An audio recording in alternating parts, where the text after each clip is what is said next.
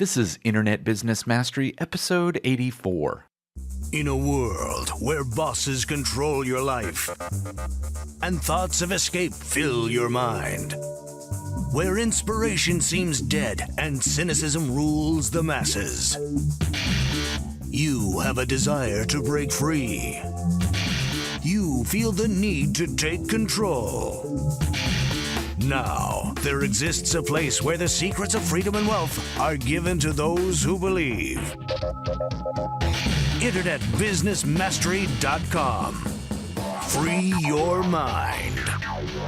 Hello and welcome to Internet Business Mastery Online at InternetBusinessMastery.com. I'm Sterling. And I'm Jay. And we're here to help you escape the 9-to-5 and live the lifestyle of your dreams by turning your life's passion into a profitable internet business, even if you're just getting started today.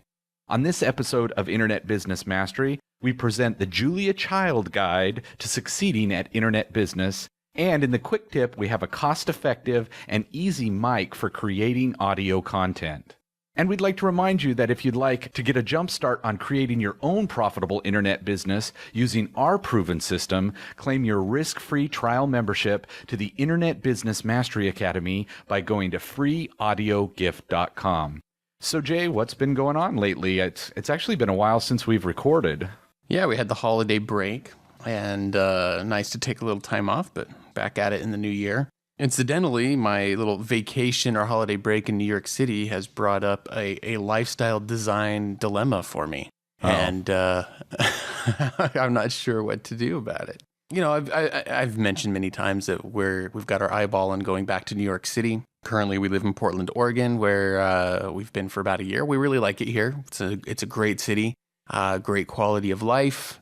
But it just doesn't compare to, you know, the energy and offerings of New York City, especially when it comes to my wife's profession and things that she wants to do. But after spending 10 days, so that's where we went for the holidays for about 10, actually it was about 2 weeks we were there. And, you know, it was interesting to see the stark contrasts that came up between Portland and New York.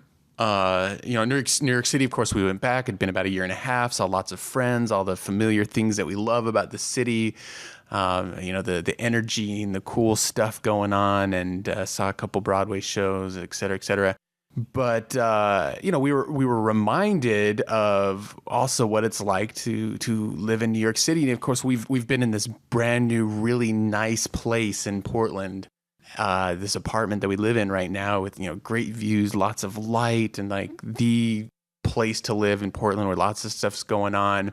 And, you know, to have an apartment like this, now we're getting very used to this level of you know, lifestyle, so to speak.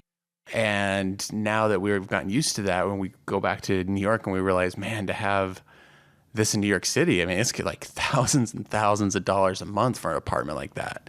More than what you're paying. Right? Oh, way more than what we're paying here. I mean, no, you know, I mean like thousands of dollars more than what you're already paying for this great place. Oh, yeah, more there. than what we're already paying for the place here in, yeah, exactly, in Portland. So, you know, it's just this weird thing. It's like, you know, it'd be nice to have, you know, there's things we love about Portland. It's very user-friendly. It's very easy. It's very clean, very nice for the most part. And, you know, New York City, all that cool energy and everything that comes with it comes at the price of, you know, being around a lot of diversity, which is great, but then also just constantly around people, and you start making compromises in the lifestyle that ideally that you've designed, because it costs too much money to live in just the right neighborhood, or to have 3 bedrooms in an apartment, or to have a view, or to have all the amenities in your building that you want, or to have, you know, the elevator and the doorman and all these other things that here in Portland you can get at a fraction of the price in a city that's really also very cool. So I don't know. I don't know if there's really a point out of that, but you know, all of a sudden I was like, dang, well, what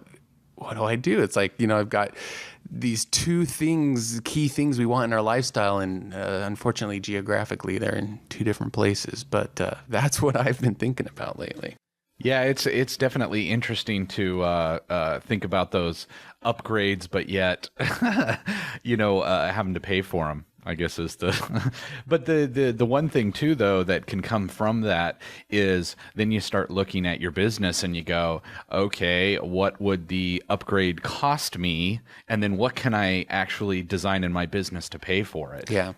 So I mean, that's certainly something that we look at and we talk at talk about in our business when we do our little meetings on what the business is going to look like is, okay, what more needs to come in so that I can have these different lifestyles that I want. Absolutely. And that's the conclusion we've come to. It's just like, well, okay, well, if we've decided that we want to move back to New York, but we don't want to feel like we're regressing in the place that we live in, the apartment and the location and things like that, then we're just going to have to figure out a way to boost our income to accommodate that.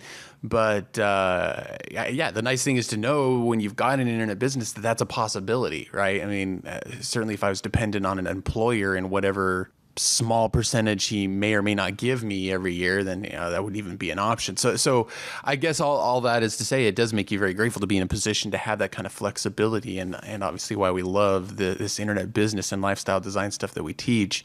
And I know there's probably people listening to this going, oh, come on, Jay, that's rough life, having to choose between living in New York City and a super nice place in Portland, Oregon. And I realize a lot of people don't have that flexibility, or not yet. And so I'm certainly grateful to have it even as a possibility. But, those are the kinds of decisions and freedoms that, I'm incredibly grateful to have, and that we want other people to be able to have those kinds of decisions to make, to be able to go, well, yeah, where do I really want to live? And is it going to be here or there? Or, if I need to make more money, then I've got the vehicle and the know-how to do that. So, anyway, it's really cool stuff. I like this internet business lifestyle, I have to say. Oh, yeah. Well, and even because of all the stuff that happened in New York, I guess or Newark is where you were flying out of. The fact that I think I remember you saying that you heard people on the phone, so you were waylaid there because of something that happened with the security, and had to fly out like 3 days later. And, the fact that you just could. Yeah. And I remember on the phone you were telling me that people, you can hear them talking on their phones or talking to the service people and stuff, saying, I've got to get back to work. I can't miss days and days of work. Yeah. And for us, it's just, we can just make that decision. And even if you've got the internet, you can work too. And I mean, there's just a lot of options, which is really awesome. Yeah, definitely. I mean, when they cleared us all out of that airport, and I think most people listening probably know the news story, but basically, guy went through the wrong direction through security, and they had to basically shut down the whole main terminal and evacuate. It's thousands of people, at least 5, maybe as many as 10,000 people out of that wing, and then clear them back through security. And then, so all the flights, it was, we would have been there overnight for another 8 hours. And we just immediately left, said, forget this. This is not going to, we're not going to sit in this airport overnight.